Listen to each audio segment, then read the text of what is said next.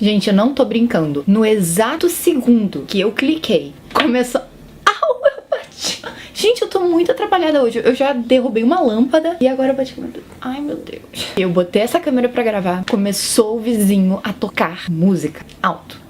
Tomara que eu não leve um strike. No vídeo de hoje eu vou falar pra vocês sobre como é ter mania. Mania é aquela fase eufórica do transtorno bipolar, que seria quase o oposto da depressão. Se você ainda não viu o meu vídeo sobre transtorno bipolar, por favor, vai olhar que vai estar aqui e também vai estar na descrição. Porque lá eu explico pra vocês todas as fases, o que é depressão, o que é mania, etc. Então vai ajudar muito a entender esse vídeo aqui. Mas se você já viu, então bora pro vídeo. Primeiro eu quero explicar pra vocês o que é essa tal da mania. Então eu vou falar todos os sintomas, vou descrever como é, e depois, na outra metade do vídeo, eu vou falar sobre a minha experiência, como foi pra mim ter isso. Aqui na minha mão eu tenho o DSM-5, que é como se fosse assim um manual com os critérios pra dizer se a pessoa tem alguma doença mental. Sabe? Ele é tipo um grande livro que os médicos usam. Assim, ele vai vendo os sintomas que você vai tendo e vai comparando com os critérios para as doenças. No caso da mania, você tem 7 sintomas, que são sintomas altamente encontrados em pessoas com mania, que são meio que os critérios básicos para você ter. Isso tanto para mania quanto para hipomania. O que muda da mania para a hipomania é a intensidade e no caso da mania também a pessoa tem a psicose, onde a pessoa pode ter delírios e alucinações.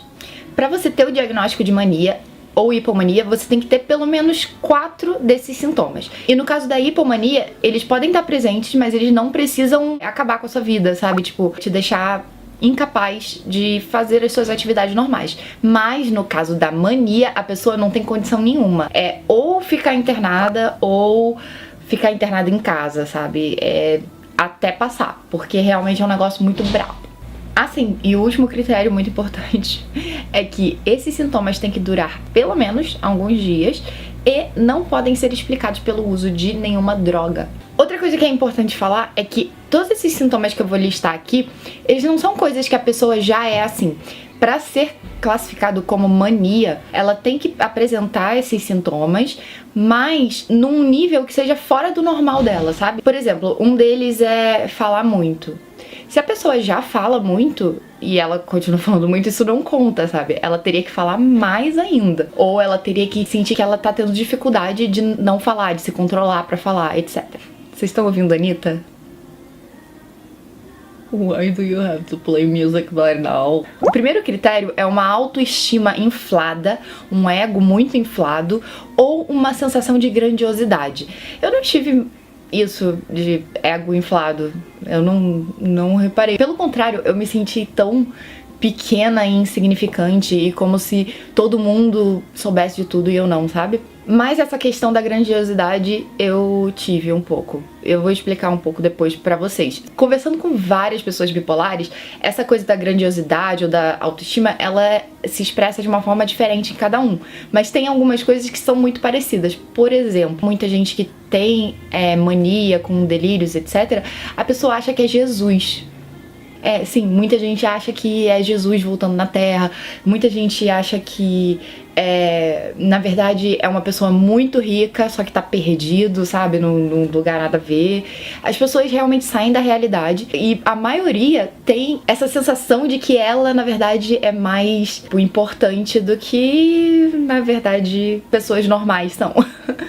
Esse ego inflado, essa coisa, às vezes acaba fazendo as pessoas também brigarem muito, porque a pessoa do nada, ela acha que todo mundo tá com muita inveja dela, ou que tá todo mundo conspirando contra ela, porque ela é aquela pessoa maravilhosa e que ela pode tudo. Então quando as pessoas vão tentar ajudar, às vezes a pessoa na hipomania, por exemplo, que ela ainda tá aparentemente normal e tal, as pessoas podem chegar pra tentar ajudar ou falar, dar uma dica, tipo, pô, eu acho que você não deveria comprar esse carro zero estando desempregada. Aí a pessoa com hipomania, ela já vai reagir como, né? Não, quem você acha que você é pra falar isso comigo? Posso sim, eu vou conseguir. Ou talvez ela só pense, essa pessoa está armando alguma coisa pra mim. Por que ele tá tentando fazer isso? Quais são as intenções por trás dessa pessoa? Depois vocês me falem quantas músicas vocês...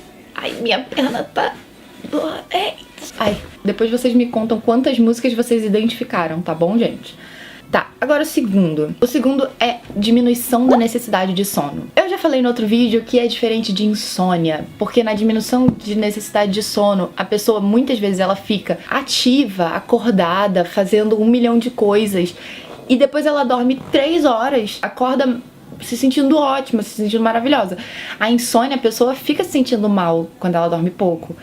E essa que é a grande coisa da mania, sabe? Esse lado da mania é como se você tivesse uma energia além do normal, uma energia absurda. É por isso que é meio que o oposto da depressão, porque na depressão você fica pra baixo, você não consegue fazer nada, você mal consegue andar, mal consegue fazer as coisas básicas do seu dia. E na mania não, você fica loucaço. É muito comum pessoas com hipomania, por exemplo, em que a pessoa ainda consegue ter um pensamento claro e tudo mais. Nossa, a pessoa ser super produtiva no trabalho e fica, tipo, obcecado com aquilo. Parece que a pessoa não consegue parar de ser ativa, que é um dos outros critérios que eu vou falar daqui a pouco. O terceiro critério é aquilo que eu já citei antes, que é a questão de a pessoa falar demais, ter uma necessidade de falar muito. E é o que eu falei, se a pessoa já fala muito normalmente, ela tem que falar mais ainda, ou ela tem que, ou você percebe, sabe quando a pessoa precisa falar e você tenta falar alguma coisa no meio e aí a pessoa tá assim, tipo, querendo falar, ela não tá te ouvindo, ela só quer falar. É uma necessidade de falar que é muito louca, sabe, gente? E isso eu já tive. E aliás, isso foi um certo problema pra mim, bem complicado. Eu briguei com uma pessoa. Eu não sabia que eu tava com hipomania, porque foi bem antes do meu diagnóstico, eu nem sabia o que eu tinha ainda, mas eu sei que eu tava com muita dificuldade de não interromper os outros. E eu tava assim, tipo, super me segurando o tempo inteiro, só que eu nem percebia. Quando eu via, eu já tinha interrompido a pessoa e eu ficava assim, tipo, ai, desculpa, pode falar, ai, desculpa. É algo que me incomodava muito. Eu não queria fazer aquilo e acontecia mesmo assim. O quarto critério é pensamentos acelerados, ou uma sensação de que as ideias estão voando na sua cabeça, que os pensamentos estão voando, que tá tendo assim mais do que o normal, sabe? Algumas pessoas descrevem como assistir várias TVs ao mesmo tempo, ligadas ao mesmo tempo na sua frente, dentro da sua cabeça. Algumas pessoas falam como se você tivesse assim, tipo... Algumas pessoas têm mais esse... Caraca, hoje eu acho que é o pior dia pra eu gravar que eu poderia ter escolhido na minha vida. Meu pai agora tá cantando a música do vizinho. Pra muita gente, os pensamentos acelerados, eles vêm em forma de áudio. Ela ouve os pensamentos como se fossem vários pensamentos em voz, né? Assim, comentários ou memórias. Mas, falando do meu caso em específico, eu tive muito pensamento acelerado em imagem. Eu via várias fotos na minha frente, como se fossem fotos mesmo. Fotos sendo, tipo, jogadas, empilhadas uma na frente da outra. A melhor forma como eu poderia descrever pra vocês, que eu tentei já descrever isso, mas eu não consegui direito. Gente, ó, acompanha, tá? Vocês vão entender depois que eu falar. É como se eu estivesse nos trilhos de um trem, parada. E aí o trem estivesse vindo na velocidade máxima em direção a mim. E que você pudesse atravessar esse trem. Só que aí imagina que cada vagão do trem, como se cada parede, imagina que tem uma parede aqui, fosse uma imagem. Agora imagina um trem gigantesco. Eu via uma imagem, aí eu, tipo, meus olhos estão aqui. Aí a imagem tá aqui. Aí o trem vem, aí eu vejo uma imagem, atravessa, aí daqui a pouco, só que aí daqui a pouco já vem outra, porque é um trem em alta velocidade. Aí vem a outra, e a outra imagem. É como se eu visse, tipo, várias imagens em sequência na minha cabeça, vindo uma depois da outra, muito aceleradamente. E algo que é importante é que essas imagens, elas não eram muito aleatórias, sabe? Elas meio que contavam uma história pra mim. Às vezes poderiam ser memórias relacionadas a algo que estava acontecendo ali na hora. Às vezes podiam ser sugestões de ideias do que tá acontecendo. Vinha muitas imagens de neurociência, muitas imagens de cérebro marcadas com os locais do cérebro que causam geralmente tanto depressão quanto ansiedade, essas coisas. Vinha tipo imagenzinhas, fotos. Gente, é muito... Então assim, por isso que eu falo que bipolar não tem perfil, sabe? Porque várias pessoas com quem eu conversei, elas têm muito essa coisa dos delírios relacionados à religião. Só que como eu não sou religiosa, eu não tive nada disso. Eu tive tudo relacionado à ciência e ficção científica. Foi como se eu tivesse passado por uma ficção científica na minha vida. É muito louco, enfim. O quinto critério é distração. A pessoa não consegue ter foco quando ela tá com hipomania ou mania. Na hipomania, ela vai ter esse foco reduzido, ela talvez fique tipo uma pessoa com TDAH, né? Ela não consegue focar direito, ela não consegue ter prioridades, ela pode até trabalhar mais o rendimento. Tô tocando Despacito pela segunda vez, gente. A música já gruda, você não precisa tocar mais de uma vez. Enfim, a pessoa pode ficar muito mais distraída, tanto na hipomania quanto na mania. No caso da mania, o meu potencial de concentração era tipo 0. Porque não tem como você não se distrair quando a sua cabeça tá tipo a 1000 por hora, vindo 1 milhão de imagens na sua cabeça te sugerindo pensamentos, sabe? É muito difícil, gente. Não dá pra se concentrar assim. O sexto critério eu acho que é o mais complicado, porque é aumento da atividade voltada a objetivos específicos ou agitação psicomotora. Tipo, a pessoa fica muito agitada. Que diabo é isso de aumento da atividade voltada para objetivos específicos? A pessoa vai passar muitas horas do dia dela, aproveitando, né, que ela já não tem sono. Ela vai passar o dia dela focando em algumas atividades específicas. Algumas pessoas, por exemplo, ficam obcecadas com limpeza. Aí a pessoa passa o dia inteiro só limpando, fazendo várias coisas, limpando. Sendo que no normal dela não é nada assim. Ou então, outro caso que eu vi também, em hipomania, né?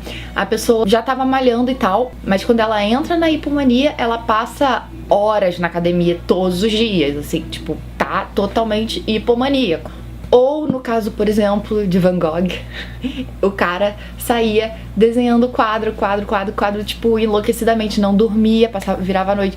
Por isso que vários desses artistas, assim, acredita-se que eles tinham mesmo transtorno bipolar. Porque é muito difícil você fazer o que esses caras faziam sem drogas ou estar hipomaníaco, sabe? É toda essa energia muito louca, porque as pessoas normalmente precisam dormir, né? Senão elas ficam um caco. Não iria funcionar você trabalhar um mês inteiro dormindo nada toda noite. Muito complicado, né? Agora, o sétimo e último critério é envolvimento em atividades com alto risco, potencial de risco. Um exemplo seria abuso de drogas. Outro exemplo... Meu Deus, pai, para de cantar música. E essa parte do atividade com alto potencial de risco, a gente pensa logo o quê? Drogas, né? Uso de drogas. Só que não necessariamente. Pode ser comprar coisas que a pessoa não pode comprar, fazer algum acordo de negócios, sabe, com dinheiro, envolvendo dinheiro, que seja muito arriscado, a pessoa não tem capacidade naquele momento de julgar se aquilo é um bom investimento ou não, pega o dinheiro dela e põe tudo naquilo. Essa coisa do risco pode se expressar, por exemplo, com a pessoa topar sair com pessoas que ela acabou de conhecer, ou ir pra casa de alguém que ela acabou de conhecer e normalmente ela não faria isso, sabe? Enfim, de uma forma geral, é a pessoa não pensar nas consequências daquilo, ou não pensar se ela tá preparada para aquilo, se ela pode fazer aquilo. Ela perde a capacidade dela de tomar decisões racionais. Ela vai com a onda, sabe? Ela vai indo, vai o que tá legal. É aquela euforia mesmo, sabe? Aquela pessoa que topa tudo. Bora, partiu! Enfim...